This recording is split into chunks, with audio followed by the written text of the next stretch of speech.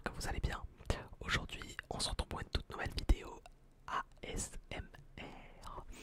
Aujourd'hui, petite vidéo assez spéciale car on va tout simplement parler. C'est un truc que je ferai pas souvent, mais on va parler de certaines choses que j'ai vues récemment dans l'actualité. Notamment, si vous avez tous suivi euh, le documentaire d'Inoxtag. On va parler de ça principalement, même que de ça globalement. Je voulais faire un débrief du documentaire d'Inoxtag parce que pour le coup, c'était vraiment insane. Mais je suis désolé. Pour moi, c'est la vidéo de l'année. Je veux rien savoir. Inoxtag est le GOAT. Voilà, je vous le dis. Déjà, faut savoir un truc, c'est que moi je suis passionné d'alpinisme de base. Enfin, passionné. J'aime beaucoup regarder des documentaires sur l'histoire des montagnes par exemple. Et en fait, Inoxtag c'est déjà un youtubeur que j'apprécie énormément.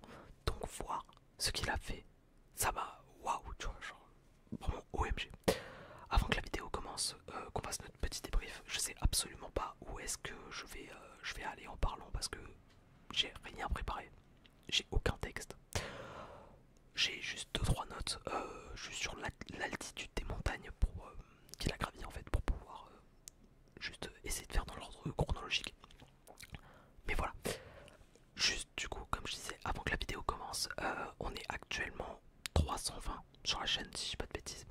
Merci beaucoup, merci, merci, merci, merci, merci, merci énormément. Vous imaginez pas à quel point le soutien que vous m'apportez, en fait, ça me motive de fou pour continuer. Bon, je dis que ça me motive de fou, même si vous avez probablement vu la baisse d'intensité des vidéos, mais c'est parce que j'ai moins de temps avec la reprise des cours. Voilà, c'est pour ça. Et d'ailleurs, si pendant les vacances d'octobre, il n'y a pas de vidéo sur la première semaine des vacances, c'est totalement normal. C'est parce que je ne serai même pas chez moi. Voilà, je vous préviens d'avance. Bref, du coup, donc on va commencer. Tout d'abord, donc le documentaire d'Inoxtag est intitulé Kaizen, Kaizen, Kaizen, Kaizen, qui veut dire s'améliorer petit à petit. Si je dis pas de bêtises, il le dit à la fin de son film. Et il a décidé en fait de l'appeler comme ça après avoir fait son expédition et globalement tout son projet sur l'Everest qui était étalé sur un an. Globalement c'est pour ça qu'il l'a appelé comme ça, parce qu'il a mûri en fait avec cette expérience. Les médias au tout début, quand Inoxtag avait annoncé son projet, et moi le premier, je trouvais que c'était totalement inconscient, honnêtement je vous le dis, je trouvais que c'était totalement inconscient de la part d'Inox de vouloir gravir l'Everest en un an. Mais d'un côté, je me suis dit qu'il y a beaucoup de débutants qui y arrivent récemment avec la mise en place du tourisme de masse à l'Everest. Il y a de plus en plus de gens qui arrivent à gravir cette montagne, sachant que l'Everest, même si c'est une montagne compliquée à gravir, ce n'est pas la plus compliquée par rapport à des montagnes comme le K2 ou comme l'Annapurna. Non, oui, c'est l'Annapurna. C'est pas des montagnes compliquées entre guillemets parce que le taux de mortalité est beaucoup plus faible. Je crois que sur l'Everest, globalement, on est à 3% de mortalité par an en moyenne, alors que le K2 par exemple c'est plus de 30%. Juste pour vous montrer à quel point c'est une différence qui est énorme, tu vois. Genre il y a quasiment 10 fois plus de morts en fait sur le K2 par expédition que par rapport à l'Everest. Bref, là c'était pas le sujet. Du coup, donc Inoxtag commence son projet globalement avec son organisation en fait. Il commence donc J-365 logiquement parce qu'il avait qu'un an pour faire le projet. Et il commence avec donc du coup ces séances de coaching différemment, pour voir un petit peu son état de santé actuel, un petit peu un checking, tu vois, c'est un petit peu une mise au point sur comment est Inoxtag à ce moment-là. Et en fait on se rend compte que Inoxtag est absolument pas bien physiquement, c'est-à-dire qu'il mange très mal, dans le sens où c'est lui-même qui nous le dit, hein. Il dit qu'il mange très mal parce qu'il va énormément au fast-food, qu'il en a rien à foutre, qu'il a une hygiène de vie complètement baisée en fait, et qu'il est totalement décalé.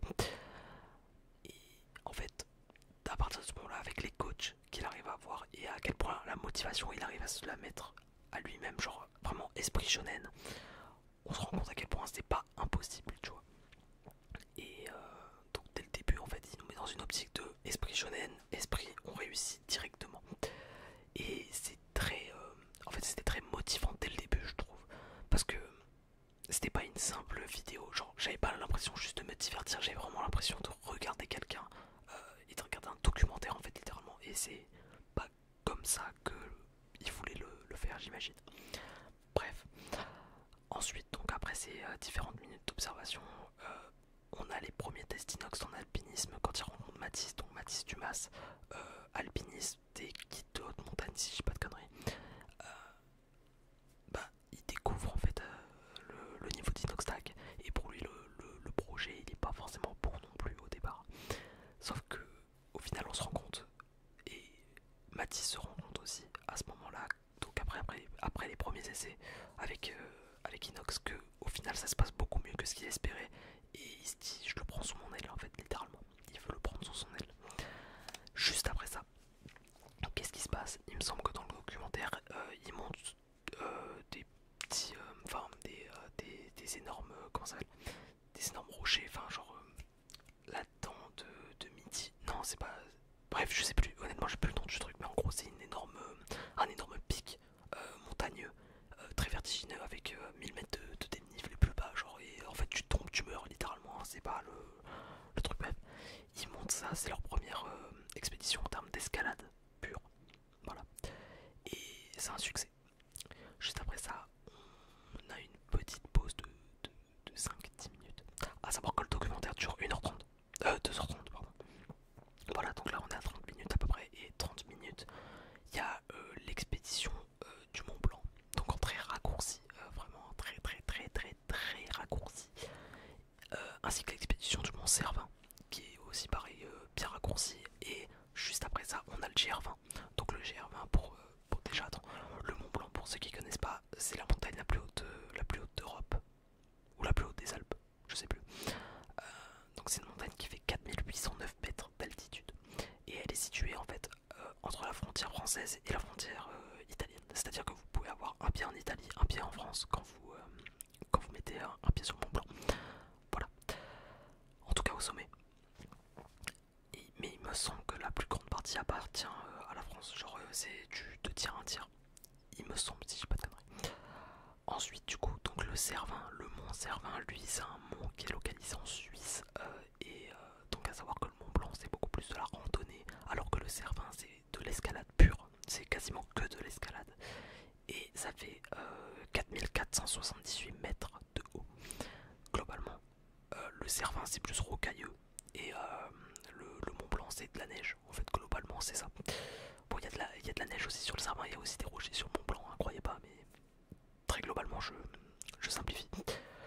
Ensuite, du coup, après ça, après les premières expéditions qui se sont passées en Europe pour gravir l'Everest, vous devez avoir ce qu'on appelle un permis d'ascension. Alors, les permis d'ascension, c'est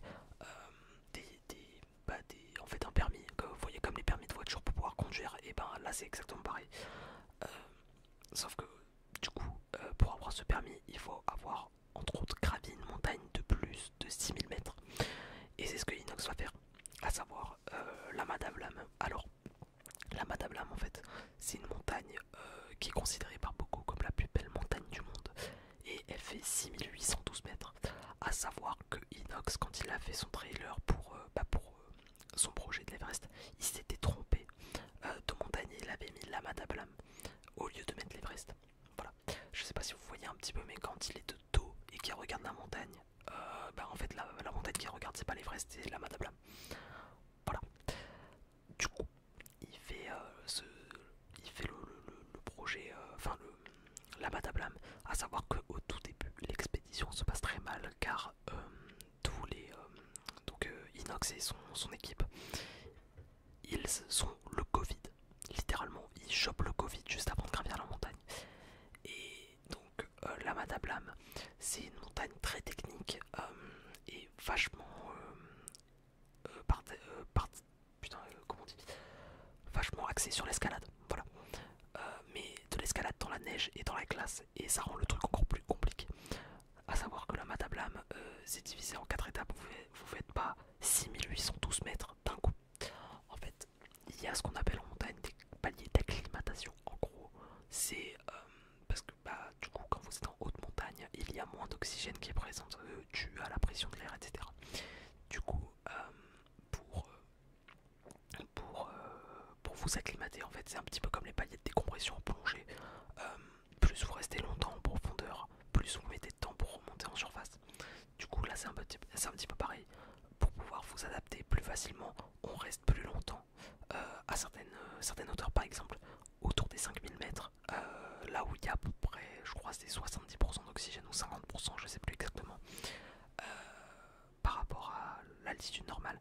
Vous restez globalement au moins 10 jours pour vous acclimater et pour vous habituer en fait au fait qu'il y ait peu d'oxygène, pour aussi accentuer votre production de globules rouges qui eux transportent l'oxygène plus facilement dans le sang. Voilà, donc la Madablam est constituée en 4 camps. Donc le camp 1, camp 2, camp 3, camp 4 et jusqu'au sommet. Ou non, non, il y a peut-être que 3 camps. Donc camp 1, camp 2, camp 3 et le sommet. Mais il y a le camp de base aussi. Donc le camp de base c'est le camp 0 en fait. Donc vous arrivez, vous êtes au camp de base. Il y a le premier camp, puis ensuite le deuxième et le troisième. Et à savoir que dans le film, Inoxtag galère de baiser en fait à partir du camp 3 et ils hésitent avec l'équipe à redescendre parce qu'ils sont physiquement à bout.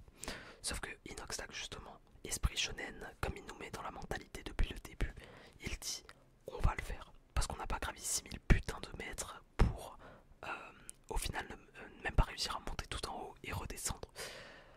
Ils décident alors de continuer et ils arrivent au sommet. Bah, c'est très beau en fait parce que au final quand on voit tout le monde est giga ému et tout le monde se rend compte qu'Inoxtag a un mental de fer, un mental de fou en fait littéralement. Donc ça c'est l'expédition de la Madablam. 6 mois plus tard, si je dis pas de bêtises, se passe du coup le début de l'expédition de l'Everest. Et à savoir un truc, c'est qu'après le sommet de la Madablam, Inox a une grosse perte de motive. Il a très peu comment ça s'appelle, enfin il a beaucoup de tournage à faire, il est très cramé physiquement à cause de la montagne et il n'arrive pas à se remettre et il sèche plusieurs entraînements d'ailleurs, sauf qu'il se fait recadrer par son coach et Esprit Shonen l'exige, ne pas faire des efforts pour rien. Du coup Inoxtag se remet dans le droit chemin et retrace vers son objectif initial qui était l'Everest. Voilà. Juste après ça du coup il y a l'Everest. Alors l'Everest, donc vous avez plusieurs voies. Là pour le coup on va parler de la voie népalaise. La voie népalaise c'est la voie la plus simple. Il y a le côté enfin le versant tibétain et le versant népalais. Là on parle du versant népalais qui est plus simple. Du coup le versant népalais, alors vous avez le camp de base à 5300 mètres je crois globalement. Ensuite vous avez le camp 1 qui est à 5900 mètres si je dis pas de bêtises, le camp 2 à 6300, le camp 3 à 6900, le camp 4 à 7500 ou 7400 et le camp 5 à quasiment 8000, genre à 7900. Et après du camp 5 au sommet. Donc c'est voilà, il me semble que c'est comme ça que c'est découpé. Si je dis pas de bêtises, je suis pas sûr à 100%. Donc bref, je vais juste dire les camps en fait. Bref. Donc Inox arrive au camp 5, au camp de base pardon. Et il s'acclimate. Donc déjà il avait fait un trek dans toute la vallée du Népal pendant 2 semaines je crois. À savoir qu'une expédition en montagne comme ça généralement ça dure plus d'1 mois. Là pour le coup c'était le cas, je crois que ça a duré 1 mois et demi pour lui. Si je dis pas de bêtises. Du coup, donc il commence son expédition, donc il fait son petit trek dans la vallée de l'Himalaya et arrive au camp de base à 5300 mètres. Celui-là je suis sûr à peu près à 100% que c'est autour des 5300-5400 mètres. Il s'acclimate pendant 14-15 jours je crois, peut-être même 3 semaines. Enfin bref c'est vachement long l'acclimatation pardon. Et il commence à monter donc du coup au camp 1. C'est une franche réussite, il n'y a pas trop de problèmes. Si ce n'est que la météo change, parce qu'à la base quand vous montez à l'Everest, il n'y a pas énormément de problèmes de météo. Mais le problème c'est que là la météo change et il y a de fortes rafales de vent. Du coup il y a donc premier problème, donc au camp 1, à partir du camp 1 commence à y avoir des rafales de vent. Et autre problème du coup, ça c'est le problème lié à l'Everest et à l'alpinisme en général, c'est le tourisme de masse. En fait le tourisme de masse, c'est du tourisme mais en masse sur des montagnes, ce qui fait que ça pollue la montagne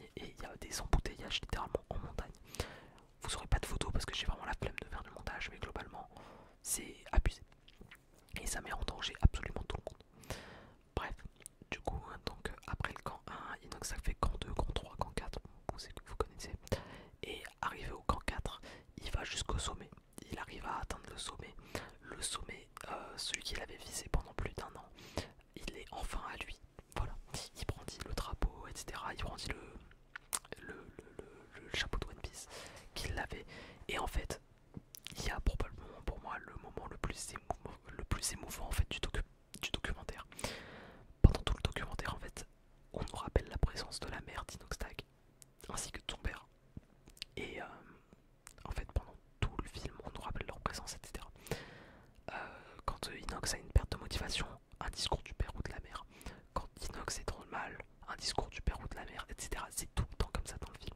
Et c'est vachement touchant, en fait. On se rend compte de la proximité entre les parents d'Inox et d'Inox. Et en fait, ses parents lui avaient fait une surprise sur le chapeau de One Piece. Je sais pas si vous voyez exactement comment il est, mais en gros, c'est un chapeau de paille avec un bandeau autour. Autour de ce bandeau, sa mère avait écrit un petit mot en disant un truc du genre t'es le meilleur, mon fils. Et on voit Inox pleurer comme jamais. Et c'est super émouvant. Je pense que c'est vraiment mon moment préféré dans le film. Et personnellement, j'ai lâché des petites larmes. Je vais pas vous mentir. Bref, l'expédition, le sommet est atteint, mais bien évidemment, l'expédition n'est pas finie. Ils doivent redescendre la montagne. Il commence donc Inox redescend la montagne avec ce Matisse et son équipe. Et en redescendant, il tombe sur quelqu'un qui est... non, déjà, avant ça, en redescendant, il... En fait, l'arête de montagne sur laquelle ils étaient genre 40 minutes plus tôt s'effondre et emporte avec eux malheureusement 2 alpinistes. Il y en a 4 qui sont restés accrochés. Honnêtement, j'ai pas les infos s'ils sont morts ou pas, mais il y en a 2 qui sont morts à coup sûr et ça a dû être très choquant à voir. Si ce n'est en plus les différents cadavres que l'on peut retrouver sur le sommet sur le toit du monde en fait littéralement. Parce que les cadavres sont très compliqués à évacuer à cette altitude à cause de la neige, à cause des conditions de pression, etc.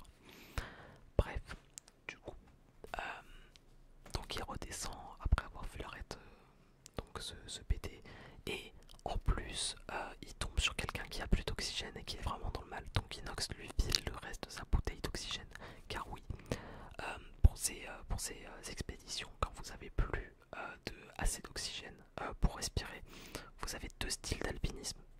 Donc les alpinistes style alpin, ceux-là, en gros, ils prennent pas de bouteille d'oxygène, ils en ont rien à foutre, ils montent tout en haut et ils redescendent tout en bas, sans oxygène pour les aider. Et vous avez ce qu'on appelle les alpinistes style classique, c'est-à-dire que eux prennent de l'oxygène et donc en bouteille pour pouvoir supporter les faibles taux d'oxygène qui sont là-haut quand il n'y en a plus. Voilà. Bref, du coup, Inoxtag file son oxygène qui lui reste dans sa bouteille à l'individu qui est littéralement en fait en train de crever, hein, honnêtement. Et ils finissent à redescendre sans oxygène. Preuve de sa générosité. Bref, du coup, c'est la fin en fait de l'expédition sur l'Everest. On est tous contents parce que Inox a réussi à faire son expédition. Et juste après, on a un petit peu une morale de Inox actuellement, ce qu'il faisait pendant les 3 derniers mois où il n'a pas posté après l'expédition. Voilà comment se passe un petit peu l'expédition et enfin le film. Donc ça a duré vachement longtemps, je m'attendais pas à ce que ça dure autant de temps pour faire un résumé du film. Mais bref, maintenant, qu'est-ce que j'en ai pensé? Honnêtement, comme vous l'avez vu quand je l'ai raconté, j'ai trouvé le documentaire exceptionnel. Mais vraiment, je ne déconne pas, je lui donne la note de 11 sur 10. Genre, pour moi, c'est un indétrônable. C'est vraiment un truc à regarder absolument. Genre, vraiment, sans déconner, je sais pas comment expliquer. Mais c'est vraiment incroyable ce qu'il a réussi à faire. Hop, excusez-moi. Et, enfin, je trouve que ce qu'il a réussi à faire en 1 an, c'est-à-dire gravir l'Everest, on parle de l'Everest, d'une montagne à plus de 8000 mètres, la montagne la plus haute du monde, en parlant d'altitude pure, et à partir du niveau de la mer. Mais vous vous dites, mais tout est possible en fait en 1 an, tout est possible. Bon après, Inox a de l'argent, c'est sûr, donc pour faire des expéditions comme ça aide, mais vous vous dites bien que tout est possible. Et en fait, c'est un petit peu la remise en question que je me suis faite juste après avoir fini le film. C'est comment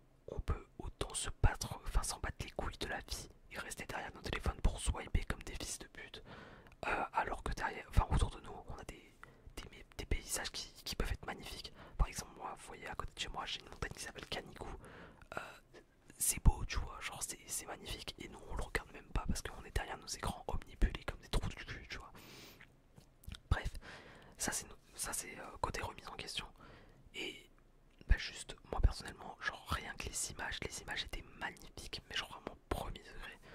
C'était trop beau à regarder. J'ai même pas d'écran 4K, mais je savais que c'était insane, tu vois, genre juste en Full HD, je trouvais les images incroyables et j'étais comme ça derrière mon écran, tu vois, genre j'étais les yeux mais grands ouverts, c'était waouh.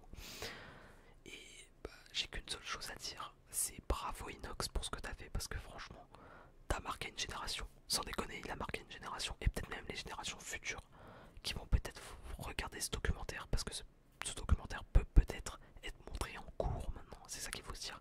C'est qu'au vu de ce qu'il a accompli, ça va peut-être être montré en cours, à l'école, même dans des centres aérés, tu vois, genre plein de trucs comme ça. Bref, j'ai trouvé ça incroyable personnellement, et bah, genre, franchement, c'est probablement le meilleur documentaire que j'ai vu de ma vie, et c'est probablement dans le top 3 de mes films préférés, tu vois. Bref, et c'est même pas pour faire de la lèche, hein, c'est vraiment juste que je le pense vraiment, j'ai vraiment trouvé ça insane. Bon, malheureusement, enfin, déjà pour continuer, ce que je veux dire, c'est que la preuve que c'est vraiment un documentaire insane, c'est que en 24 heures, il y a eu plus de 14 millions de vues, 1,4 million de likes. C'est la vidéo la plus likée en France, de ce que j'ai compris, c'est vraiment insane. Enfin, la vidéo française la plus likée en France. Il n'y a pas trop de différence, mais bref, vous avez compris. C'est waouh, tu vois, genre, what the fuck. C'était l'événement le plus attendu de l'année, je pense. Et bah, moi, je suis très content de l'avoir vu dès le début, en fait. Enfin, et sans m'être fait spoil d'ailleurs. Bref. Et bon, malheureusement, comme tout événement vraiment spéciaux, il y a bien évidemment des dramas. Je pense que vous n'avez pas pu passer à côté au vu du drama que ça fait actuellement. Le drama The Kairi, qui s'est fait virer malheureusement du cinéma. Alors, il n'y a pas de, je trouve, genre de trucs à dire par rapport à ces anciennes histoires, que ce soit un pointeur ou pas, là n'est même pas la question en fait. C'est qu'il était invité par Inès, et on peut pas dégager quelqu'un comme ça qui vient déjà, parce que savoir que TK c'est vraiment pas quelqu'un, tu vois, qui vient chez les autres, qui s'incruste.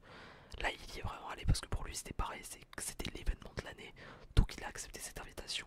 Et honnêtement, bah pour le coup, tu vois, je suis vraiment pas du côté de TK d'habitude pour toutes les histoires de pointeurs, etc. Mais là, ça m'a un peu fait de la peine parce que déjà, bah, on lui ramasse une histoire qui date d'il y a 4 ans. Et même si c'est un pointeur, tu vois, genre honnêtement,